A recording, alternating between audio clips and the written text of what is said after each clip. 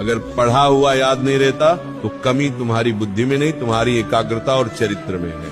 आज की वाणी से वह अग्नि निकलेगी जो तुम्हारे दिमाग के जालों को जलाकर राख कर देगी। अगर अपनी बुद्धि को लोहे से फौलाद बनाना है तो इस चर्चा को अंत तक पीना होगा। तुम रोते हो कि तुम भूल जाते हो, तुम परेशान हो कि परीक्षा सिर पर है और दिमाग खाली है। ये हार मान लेने का समय नहीं है। विद्या तो माँ सरस्वती का प्रसाद है और प्रसाद लेने के लिए हाथ नहीं, हृदय साफ होना चाहिए। आज वृंदावन की इस पावन छाया से हम वह गुप्त रहस्य खोलेंगे जो बड़े बड़े विद्वानों ने अपनी तपस्या से पाए हैं। पढ़ा हुआ याद रखना कोई चमत्कार नहीं, ये एक साधना है। अगर तुम थक चुके हो रट्टा मार मार कर, तो आज इस फकीर की बात सुन लो।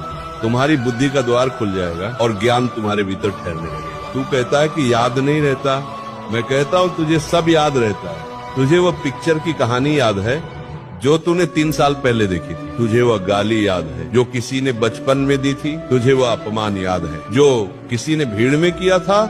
फिर किताब क्यों भूल जाता है? इसका कारण है राग और द्वेष। तेरा मन वहीं ठहरता है जहाँ उसे रस मिलता है। तुझे पढ़ाई में रस नहीं मिल रहा, तुझे पढ़ाई एक बोझ लग रही है। जब तक तू विद्या को भार समझेगा वह तेरे भीतर नहीं टिकेगी। पहली शर्त सुन ले, बुद्धि को साफ कर। जैसे गंदे शीशे में सूरज की रोशनी नहीं दिखती, वैसे ही गंदे मन में सरस्वती का प्रकाश नहीं ठहरता।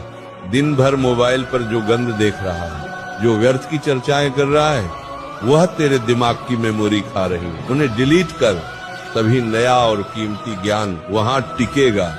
भगवान श्री कृष्ण गीता में कहा है, अभ्यासेन तु कौन्तेय, तू एक बार पढ़कर विद्वान बनना चाहता है, नहीं बनेगा। विद्या तपस्या मांगती है, मंथन कर। जैसे दूध को मथने से मक्खन निकलता है, वैसे ही पढ़ने के बाद किताब बंद कर और आंखें मूंद कर सोच कि तूने क्या पढ़ा। उसे मन ही मन दोहरा, लिख कर देख। जो हाथ से पन्ने पर उतर जाता है वह बुद्धि में छप जाता है। तेरा हाथ तेरी बुद्धि का साथी होना चाहिए।